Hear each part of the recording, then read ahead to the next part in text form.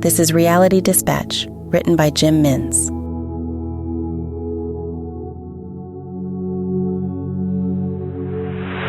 It was the first time that Warden Gavin had ever felt a distinct sense of unease in the pit of his stomach.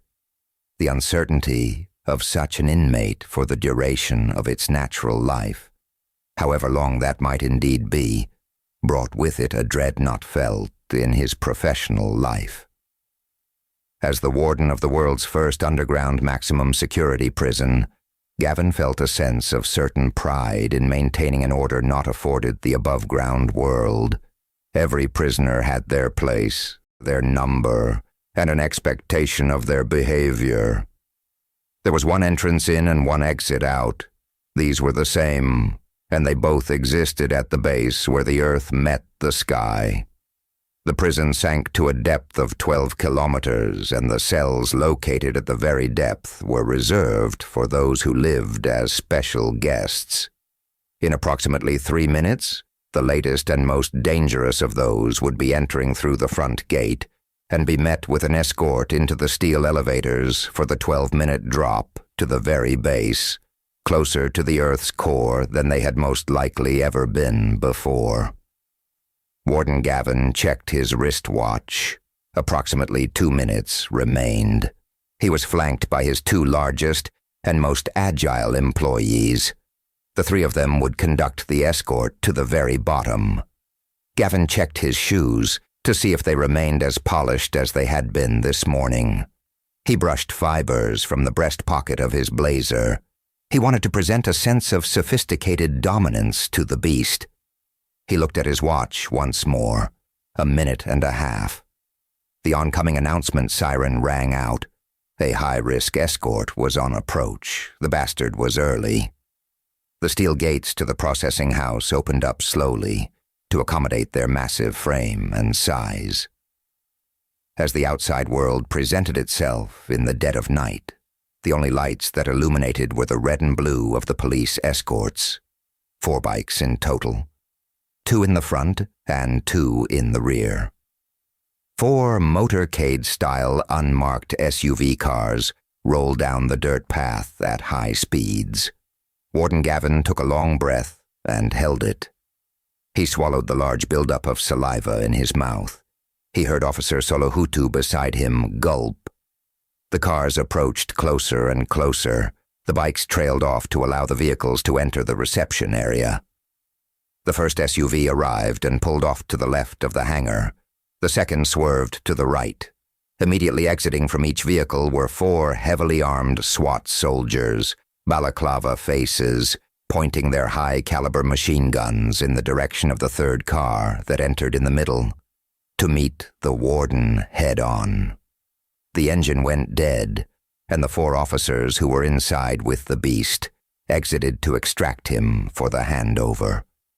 To Gavin's surprise, the monster was polite and compliant.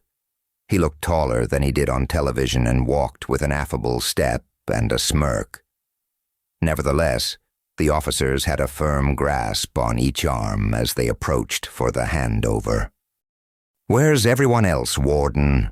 asked an officer through the dark fabric of his facial disguise. "Please, this is my facility. Don't tell me how to handle our guests," replied the warden. He took a step closer to the prisoner, and his men followed in lockstep. "Suit yourself," said the unidentified officer, as he and his fellow officer moved the count closer to the handover point to be received by the warden. "Thank you, Mr. Count. Sir, welcome to Subterranean Maximum Security Facility. We are the largest underground prison on Earth.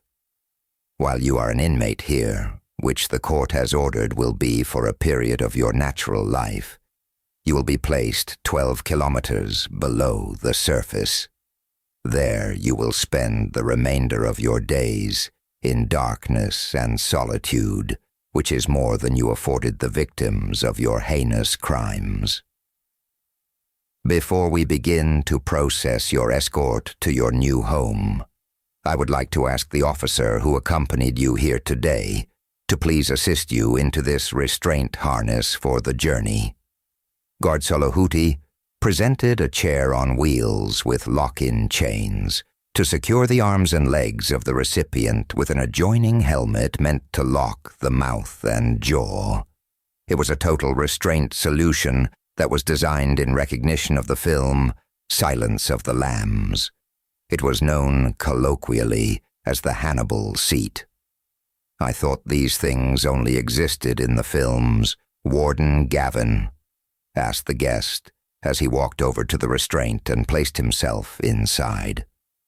The guards tightened the locks 3 notches more than was necessary and allowed under the Safety and Procedures guidebooks.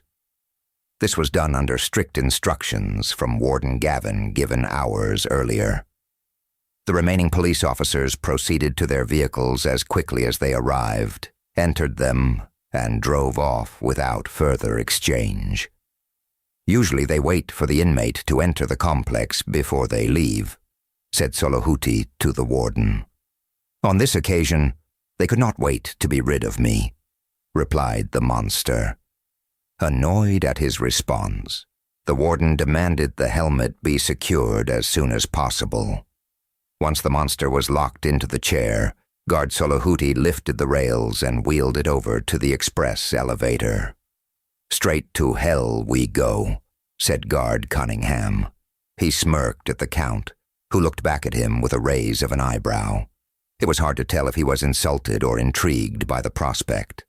The elevator doors opened and an electronic voice announced the next stop would be Subterranean Level 12. As the doors closed and the descent began. The ride was so long that the elevator was equipped with seating. Warden Gavin took a seat opposite the Count, but did so with a look to his guards that they remained attention, standing either side of the Count at all times. I'm going to give you this briefing once and once only, he began. I watched your trial after you were convicted because I wanted to know what kind of a man requested to be placed inside a place like this. Now, I don't believe all this bullshit about the courts accommodating your case at night because of your condition. I don't believe you are allergic to sunlight, and I don't believe you sucked the blood of those you killed. I know you are a faker and have only conducted yourself for one reason: attention. Well, congratulations. You succeeded.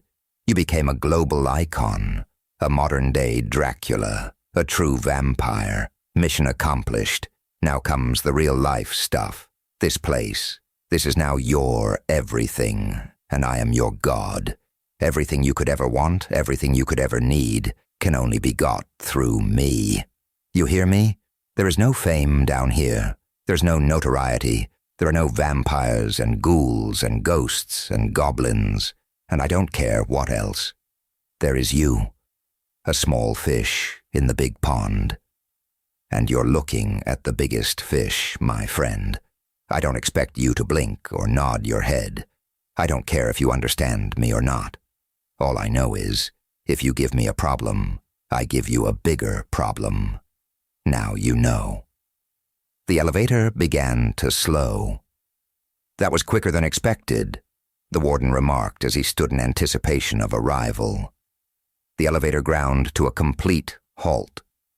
Guard Cunningham checked his personal screen display to see where they were on the map of the complex. We're not at the bottom, he said, staring at the screen. We're only 3 kilometers down, he continued. Radio the gatehouse, ask them what's happening, Gavin instructed. There were no buttons to access levels from inside the elevator. All controls were located in the gatehouse to avoid unauthorized access. The LED lights flickered above as Guard Solohuti radioed. This is Solohuti to gatehouse. Come in. Over. The lights flickered some more and then switched off entirely. The elevator was pitch black. Warden Gavin took a step back and tripped on a passenger seat. He fell to the floor and felt his head hit another seat. The elevator began to move again as the lights remained off. Solohuti! Cunningham! Warden yelled. There was no reply. The elevator sped up as it descended. It was traveling at twice the usual speed. Warden Gavin clung to a pole under a passenger seat that was bolted to the floor. He held on as the speed increased and his legs lifted in the air. He braced himself for impact. There would be a mighty collision once the mass of the lift hit the bottom of the shaft. The volume of the speed rushed on until it suddenly stopped. The lights illuminated once more, and the electronic announcer made the call.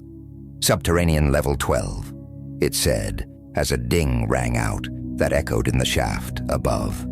On the floor on either side of the monster, lying in pools of blood, were guards Solohuti and Cunningham, their wounds not distinguishable due to the dark mass of liquid that covered their uniforms. The Count remained chained to his Hannibal seat. He stared at the warden with his green snake eyes. The warden heard a voice echo in his subconscious. "We'll get along just fine, I believe. Thank you for your induction, Warden Gavin," it said.